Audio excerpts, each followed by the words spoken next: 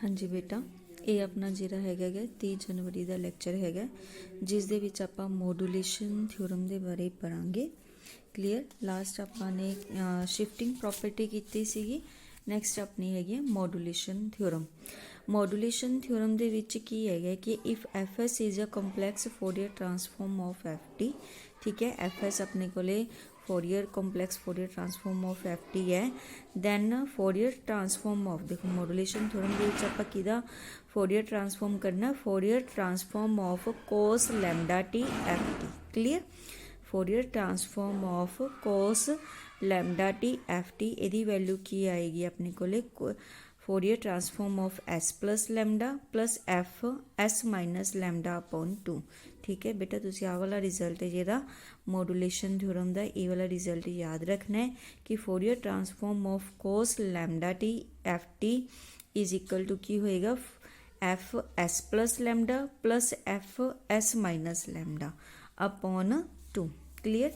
नीचे बेटे का प्रूफ है, प्रूफ आप उसी तरह ही शुरू करांगे। फोरियर ट्रांसफॉर्मेशन है F S is equal to formula अपन पता integral minus infinity to plus infinity.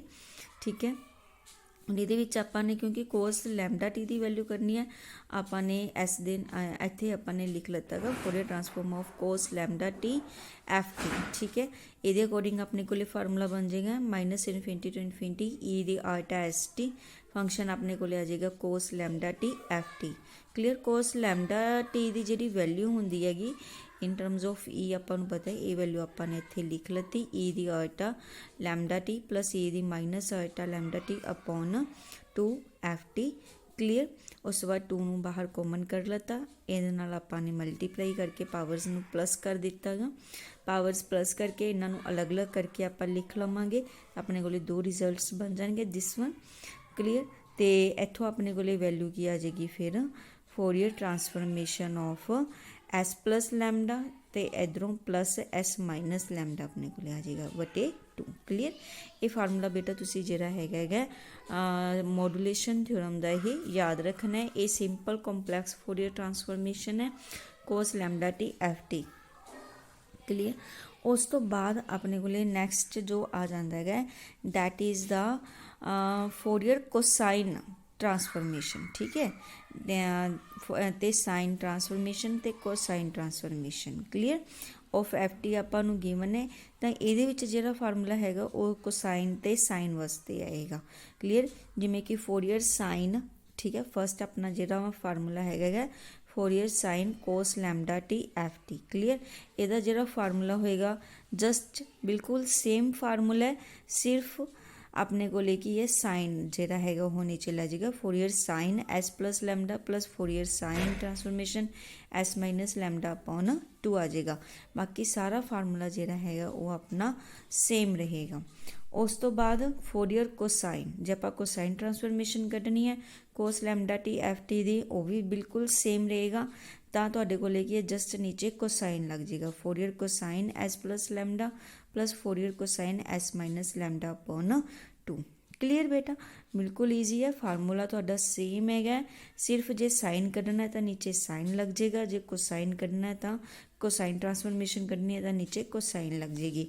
Next जो फार्मूला हैगा बेटा वो हैगा फोरियर साइन ते कोसाइन ट्रांसफॉर्मेशन करनी है जे साइन लैम्डा टी है तुहाडे कोले। ठीक है, जे साइन लैम्डा टी अंदर देखो ये देखो तीनों जो आप किए उस च कोस लैम्डा टी अंदर सीगा।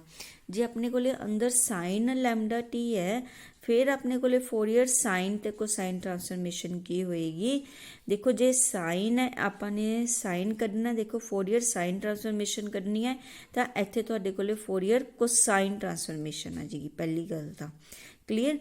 जे फोरियर कोसाइन ट्रांसफॉर्मेशन कढ़ रहे हो तो इधरले पासे तुहाडे कोले फोरियर साइन ट्रांसफॉर्मेशन आएगी, तो जे साइन करनी है तो इधरली साइड कोसाइन आ जाएगी। जे साइन लैम्डा टी आ तो अंदर की इधरले पासे चेंज हो जाएगा। क्लीयर। उस तो बाद साइनस किस तरह आ जाएंगे, देखो इधर तो अपने को सिंपल प्लस सीगा S plus lambda plus S minus lambda. ਇਹਦੇ ਵਿੱਚ ਕੀ ਹੋਏਗਾ ਆਪਣੇ ਕੋਲੇ फोरियर जो तुसी साइन ट्रांसफॉर्मेशन करनी है sine lambda T F T दी तो Fourier cosine S minus lambda minus Fourier cosine S plus lambda. Clear, minus वाला अगे आ जाएगा तुहाडे कोले, विच भी माइनस का साइन रहेगा, तो Fourier cosine S plus lambda.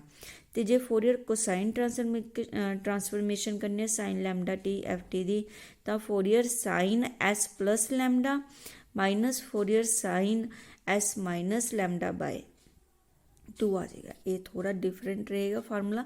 Third formula जिहड़ा हैगा तो फोर्थ दे विच सिंपल ही है, सिर्फ ये नालों की है प्लस माइनस का ही फर्क है। इत्थे माइनस आ जाएगा, उहदे विच प्लस हुंदा है। क्लीयर, जिहड़ा फोरियर साइन ट्रांसफॉर्मेशन करने साइन लैमडा टी दे, उहदे विच Fourier cosine S minus lambda minus Fourier cosine S plus lambda आ जाएगा। ये थोड़ा ध्यान नाल करने वाला है, बाकी सारे फार्मूले सिंपल है। उस तो बाद नीचे बेटा प्रूफ्स दिते हुए, बहुत ईजी प्रूफ्स है, तुसीं पढ़ के देख लियो।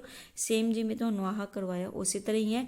ये तुसी बस जे साइन ट्रांसफॉर्मेशन करनी है तो बस साइन वाला फार्मूला तुसी अप्लाई कर देना है।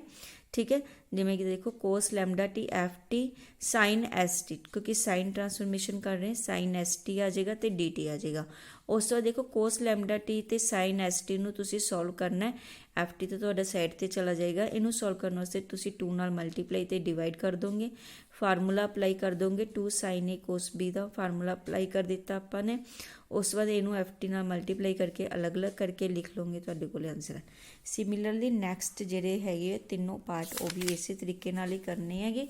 ईजी है, तुसी रीड करके देख लियो, तुहानूं समझ आ जाएंगे। फार्मूलाज नूं तुसी जरूर चंगी तरह याद करना है।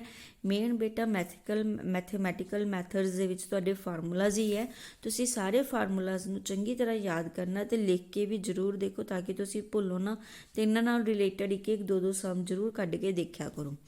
क्लीयर, उस तो बाद तुहाडी नैक्सट जिहड़ी आ जांदी हैगी वो हैगी कन्वोल्यूशन थ्योरम। कन्वोल्यूशन सब तो पहले तो तुहानूं पता होना चाहिए कन्वोल्यूशन थ्योरम च हुंदा की है, द कन्वोल्यूशन ऑफ 2 फंक्शनस। ठीक है, 2 फंक्शनस की आपां कन्वोल्यूशन कढदे हैं, एफ टी ते जी टी, वे टी की वैल्यू जी है minus infinity to plus infinity होएगी। तो इनू आप डिनोट किस तरह करते हैं, कन्वोल्यूशन नूं देखो किस तरह डिनोट किया जाता है, एफ स्टार जी नाल डिनोट किया जाता है। क्लीयर, कन्वोल्यूशन ऑफ 2 फंक्शनस नूं आपां एफ स्टार जी नाल डिनोट करते हैं। तो इनू सॉल्व किस तरह किया जाता है, F star G is equal to integral minus infinity to plus infinity, limits आ जाएंगे टी दी अपने कोले, यू दियाँ सॉरी यू दियाँ लिमिट्स, अंदर अपने कोले आ जाएगा F U G T minus U D U. Clear बेटा, इस चीज़ का ध्यान रखना है। वेरीएबल इत्थे देखो यू है तुहाडे कोले, F U G T minus you, तो तुसीं इहनूं इस तरह भी लिख सकते हो जी यू। देखो जरूरी नहीं है कि एफ दे नाल ही यू लिखना है तो जी दे नाल टी माइनस यू लिखना है, तुसीं जी दे नाल भी यू लिख सकते हो तो एफ दे नाल T minus U, that is according to question जो भी तुहाडा सम होएगा ये आपां चेंज कर सकते हैं। यानी कि प्रोडक्ट है दोनों की, F star G is equal to F U G T minus U. ठीक है, इस चीज़ में ध्यान रखना है, एक च यू आएगा एक च टी माइनस यू आएगा। This is the convolution theorem. उस तो बाद आप करना है ਇਹਦਾ Fourier transformation, convolution theorem for Fourier transformation. ਇਹਦਾ फार्मूला की होंदा है, इन्ना रिलेटेड आप थ्योरम कर देंगे कि prove the Fourier transformation of convolution of F T and G T. ठीक है, 2 फंक्शनस है एफ टी ते जी टी, उन्हों की कन्वोल्यूशन का फोरियर ट्रांसफॉर्मेशन करना है। इसका ये आप की शो करना है की होंदा है, is the product of their Fourier transforms. Clear, यानी कि Fourier transformation of convolution of 2 functions is equal to the product of their Fourier transformation, यानी एफ टी का फोरियर ट्रांसफॉर्मेशन जी टी का फोरियर ट्रांसफॉर्मेशन, इन्हों दोनों की product के equal होंदा है कन्वोल्यूशन का फोरियर ट्रांसफॉर्मेशन। इस चीज़ में आप थ्योरम च प्रूव करते हैं। फर्स्टली आप कन्वोल्यूशन जी हैगी है थ्योरम का रिजल्ट लैके चलते हैं कि F star G is equal to होंदा integral minus infinity to plus infinity F U G T minus U D U. Clear, उस तो बाद फोरियर ट्रांसफॉर्मेशन ले लो दोनों साइड, क्लीयर। एफ आपने लगा दिता गा फोरियर ऑफ इंटीग्रल माइनस में जो भी आपको गिवन है उस तो फोरियर ट्रांसफॉर्मेशन का फार्मूला अप्लाई कर देवांगे। ठीक है, हम ये अंदर सारा फंक्शन अपने को तो यदा फार्मूला अपना होंगे integral minus infinity to infinity E दी आटा एस टी अंदर जरा है लिखा वही लिख लिया तो डी टी आ जाएगा अपने को। क्लीयर। हुण ये आपने की करना है एफ यू है जरा इनू आप हुण बाहर कर लवांगे यू वाले टर्म्स नू। ठीक है, डी यू भी बाहर कर लेता तो टी नू अंदर लैके गए integral minus infinity to plus infinity E दी आटा S T G T minus U D T. Clear. ये चीज़ अपने को जी हैगी इत्थे आ गई। हुण इनू आप सॉल्व करांगे by putting T minus U. ठीक है, टी माइनस यू नू आप सिंगल टर्म बनावांगे क्योंकि प्रोडक्ट बनानी है तो टी माइनस जी नू आप पुट कर देवांगे एक्स तो यदा डेरीवेटिव डी टी है is equal to D X आ जाएगा। इतों आप टी की भी वैल्यू कढ़ लवांगे एक्स प्लस यू वो वैल्यू इतने आपने पुट कर दी गई। ठीक है, उस तो बाद तुसीं की करना है इनू तुसीं मल्टी ई दी आटा एस एक्स तो ई दी आटा एस यू बन जाएगा अलग अलग करके लिख लेता। एक्स वाला जरा है वो नाल लिख लिया integral minus infinity to infinity E दी आटा S X G X D X. देखो ये तो फोरियर ट्रांसफॉर्मेशन बन गया एफ जी एक्स का तो इनू ये जोड़ दो ई दी आटा एस यू तो डी यू नू ये तुहाडे कोले फोरियर ट्रांसफॉर्मेशन बन जाएगा एफ का। ठीक है, ये this is a Fourier transformation for F बन जाएगा। क्लीयर। वेरीएबल्स आप जोड़े है चेंज कर सकते हैं वो कोई प्रॉब्लम नहीं।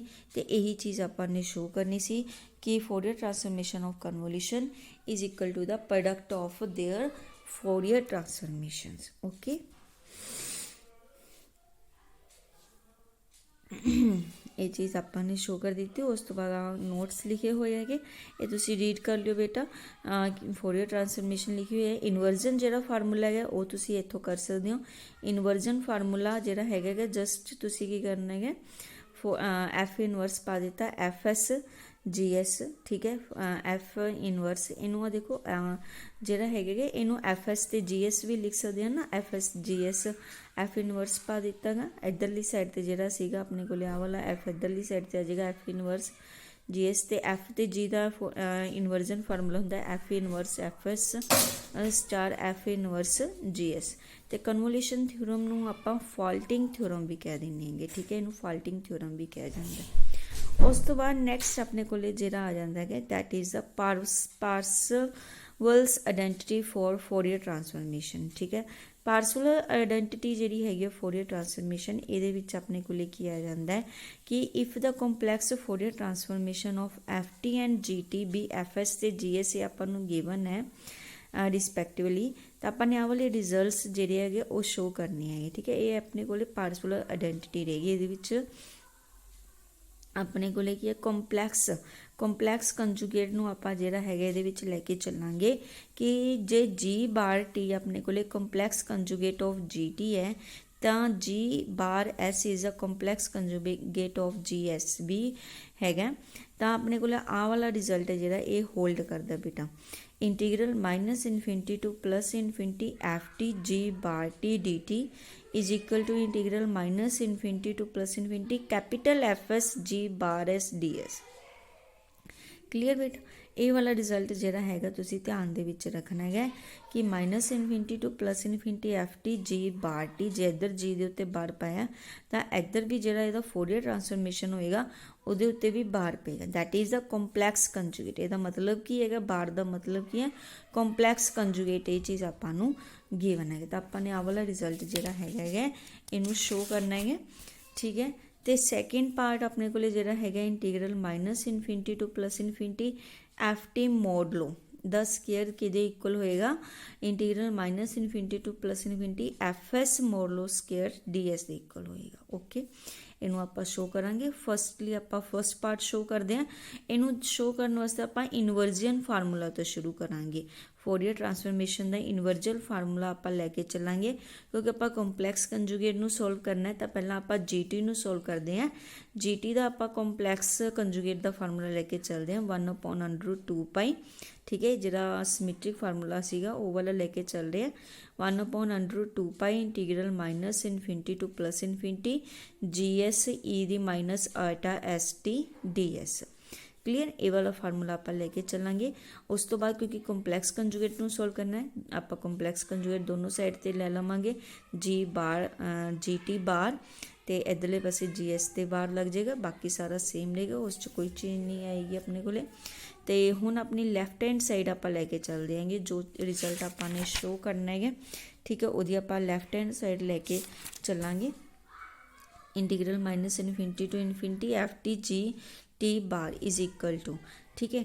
हुण जी टी बार की जी वाली वैल्यू है, ये वाली वैल्यू अपने इतने पुट कर दी गई 1/√2π माइनस, ठीक है, सारी की सारी जी वैल्यू इनू अपने पुट कर दिता।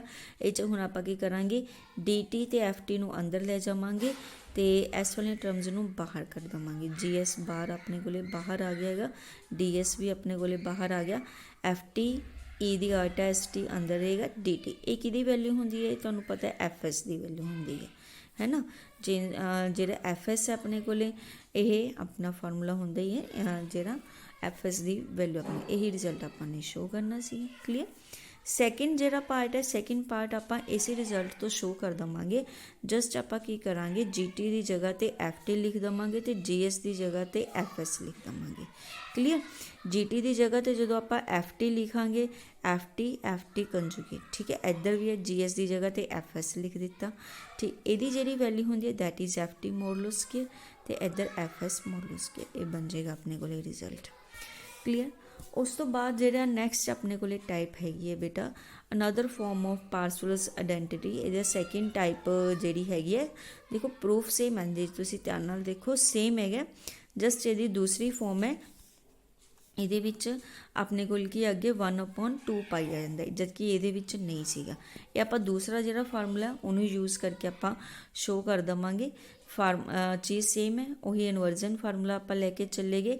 जस्ट ये आप 1/2π वाला जो फार्मूला है, ये आपने 1/√2π वाला फार्मूला यूज़ किया सीगा।